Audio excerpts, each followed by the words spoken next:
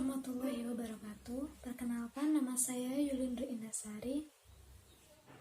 Di sini saya akan menjelaskan materi tentang jasa bank lainnya. Yang pertama, fungsi pokok dana bank. Menurut Herbert, di dalam buku yang berjudul Money and Banking menyebutkan 5 fungsi pokok bank, yaitu menerima dan menyimpan dana, setoran, membayar tagihan berupa penarikan cek, deposito, tabungan, memberikan kredit kepada perusahaan-perusahaan untuk modal kerja atau memberi aktiva tetap, memberikan kredit kepada pemerintah, dan yang terakhir, memberikan pinjaman perorangan. Yang selanjutnya adalah jasa bank umum. Yang pertama yaitu clearing. Clearing dapat diartikan sebagai sarana perhitungan warkat antara bank yang dilaksanakan oleh Bank Indonesia guna memperluas dan memperlancar lalu lintas pembayaran giral. Tujuan dari diadakannya clearing adalah untuk memperlancar lalu lintas pembayaran giral dan merupakan pelayanan kepada masyarakat yang menjadi nasabah bank. Clearing diselenggarakan oleh bank antara bank-bank di suatu wilayah yang disebut clearing lokal. Tujuan utama dilaksanakan clearing oleh Bank Indonesia antara lain: yang pertama, memperlancar lalu lintas pembayaran giral antara bank di seluruh Indonesia. Yang kedua, agar perhitungan penyelesaian hutang piutang dapat dilaksanakan lebih mudah, aman, dan efisien. Yang terakhir, salah satu pelayanan bank kepada nasabah masing-masing, terutama dalam hal kemampuan dan biaya yang dikeluarkan. Warkat yang dapat dikeliringkan atau diselesaikan oleh lembaga clearing adalah warkat yang berasal dari dalam kota. Artinya, cek atau bilet giro yang akan dikeliringkan harus berasal dari kota atau wilayah clearing yang sama. Yang selanjutnya yaitu ada kiriman uang atau biasa disebut transfer. Salah satu kendala mengirim uang dengan membawa uang tunai yang langsung dari suatu wilayah ke wilayah lain adalah faktor keamanan uang tersebut. Bahaya perampokan tidak hanya mengancam uang yang dibawa, tetapi juga nyawa yang membawa uang tersebut. Dalam mengatasi masalah tersebut, bank berhasil menyediakan sarana pengiriman uang yang dijamin aman sampai dengan tujuan. Keuntungan pengiriman yang relatif jauh lebih murah dan waktu pengiriman yang lebih efisien. Pengiriman uang atau transfer sendiri berarti suatu pelayanan bank kepada masyarakat dengan bersedia melaksanakan amanah nasabah untuk mengirimkan sejumlah uang, baik dalam rupiah maupun valuta asing, ditunjukkan kepada pihak lain, di tempat lain, baik di dalam maupun di luar negeri. Transfer uang itu tidak terbatas dalam suatu negara saja, tetapi bisa dapat dilaksanakan dengan melampaui batas-batas negara atau luar negeri. Dalam hal transfer uang ke luar negeri, maka bank menerima perintah dari nasabah di dalam negeri untuk mengirimkan sejumlah uang ke luar negeri. Sedangkan dalam hal transfer uang masuk luar negeri, maka bank menerima perintah dari pihak luar negeri untuk menyebarkan sejumlah uang kepada pihak tertentu di dalam negeri. Inkaso dapat dibedakan menjadi 2. Yang pertama, inkaso dokumen. Yang kedua, inkaso tak berdokumen. Manfaat inkaso bagi nasabah yaitu nasabah pengirim tidak perlu menagih sendiri atau mendatangi sendiri pihak yang ditagih. Yang kedua yaitu nasabah dapat menghemat tenaga dan biaya serta keamanan pun terjamin. Objek inkaso yang pertama yaitu wesel, yang kedua cek, yang ketiga surat undian, Yang keempat, money order. Yang kelima, kupon dan dividen. Yang keenam, surat accept. Yang ketujuh, kwitansi. Dan yang terakhir, nota-nota tagihan lain. Keuntungan dalam menggunakan inkaso yaitu menghemat biaya. Jika nasabah menagihkan sendiri workout tersebut, apabila berada di luar kota atau di lain pulau, bahkan di luar negeri, maka akan memerlukan biaya yang cukup besar. Dengan demikian, menggunakan jasa inkaso, biaya yang dikeluarkan nasabah sangat kecil jika dibandingkan dengan ditagih sendiri. Yang kedua yaitu menghemat waktu.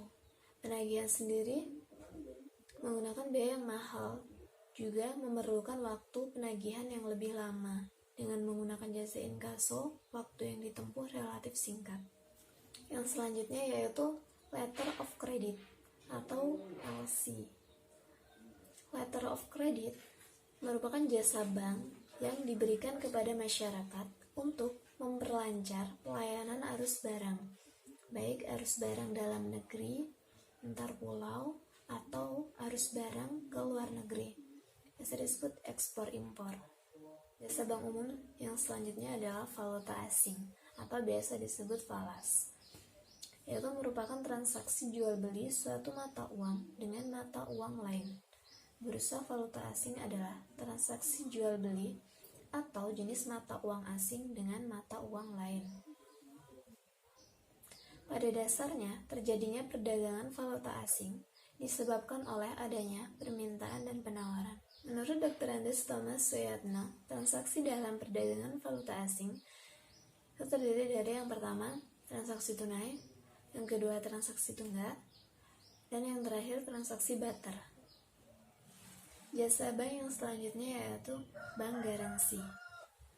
Bank garansi adalah garansi atau jaminan yang diberikan oleh bank, di mana bank menjamin nasabah untuk memenuhi suatu kewajiban apabila nasabah yang bersangkutan di kemudian hari ternyata tidak memenuhi kewajibannya kepada pihak lain, sesuai dengan perjanjian yang telah disepakati.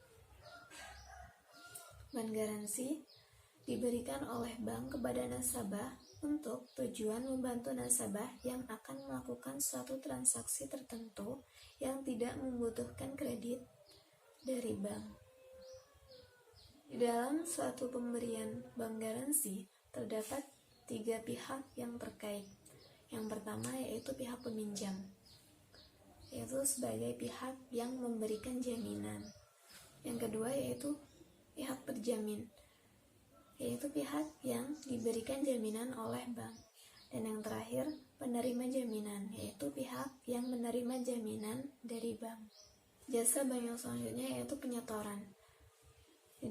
Dalam hal ini, bank membantu nasabah dalam rangka menanggung setoran dari berbagai tempat, antara lain pembayaran pajak, pembayaran telepon, pembayaran air, pembayaran listrik, pembayaran uang kuliah, dan melayani pembayaran lain. Sama halnya seperti menerima setoran, bank juga melakukan pembayaran seperti yang diperintahkan oleh nasabah. Yang pertama, membayar gaji pensiun, honorarium, pembayaran dividen, pembayaran kupon, dan pembayaran bonus atau hadiah. Jasa bank yang selanjutnya yaitu ATM atau biasa disebut anjungan tunai mandiri. Secara harfiah, ATM memiliki makna sebagai mesin kasir yang bekerja secara otomatis. ATM merupakan sistem pelayanan yang diberikan kepada nasabah secara elektronik dengan menggunakan komputer untuk mengupayakan penyelesaian secara otomatis dari sebagian fungsi yang biasanya dilakukan oleh teller.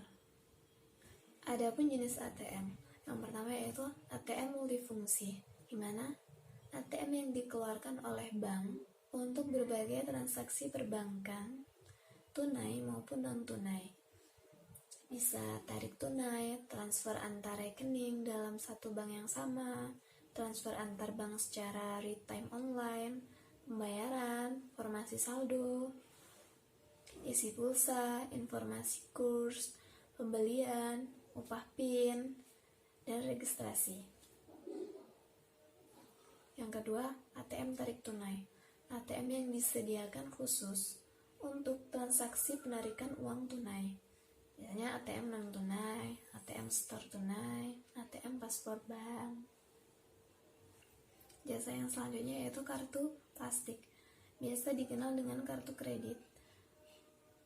Itu merupakan kartu plastik yang dikeluarkan oleh suatu lembaga pembiayaan yang diberikan kepada nasabah tersebut dan dipergunakan sebagai alat pembayaran dan pengambilan uang tunai. Jadi, kartu kredit diterbitkan oleh bank atau lembaga pembiayaan. Kartu kredit dapat digunakan sebagai alat pembayaran di tempat-tempat tertentu, di mana bank mengikat perjanjian seperti di supermarket, pasar swalayan, hotel, restoran, dan tempat-tempat lain. Jasa bank yang selanjutnya yaitu e-banking. Terobosan baru, produk dan jasa perbankan yang memiliki teknologi canggih akan memudahkan nasabah melakukan berbagai transaksi keuangan, di antaranya melalui media elektronik atau yang dikenal dengan electronic banking atau e-banking. E-banking merupakan pelayanan yang memungkinkan nasabah bank untuk memperoleh informasi, melakukan komunikasi, dan melakukan transaksi perbankan melalui media elektronik seperti ATM, phone banking, electronic fund transfer. Jasa bank yang terakhir yaitu Safe Deposit Box, yaitu jasa bank yang diberikan khusus kepada para nasabah utama. Jasa ini dikenal dengan nama Safe Locket. Safe Deposit Box berbentuk kotak dengan ukuran tertentu dan disewakan kepada nasabah yang berkepentingan untuk menyimpan dokumen-dokumen atau benda yang berharga. Safe Deposit Box sangat aman dari berbagai hal seperti pencurian dan kebakaran. Dokumen atau surat berharga yang dapat disimpan di dalam Safe Deposit Box: yang pertama, sertifikat deposito; yang kedua, sertifikat tanah; yang ketiga, saham; yang ketiga, obligasi; yang keempat, surat perjanjian; yang kelima, akte kelahiran; yang keenam, surat nikah; yang ketujuh, ijazah; 8, paspor, dan bisa surat lain. Sekian penjelasan jasa bank lainnya. Saya akhiri. Wassalamualaikum warahmatullahi wabarakatuh.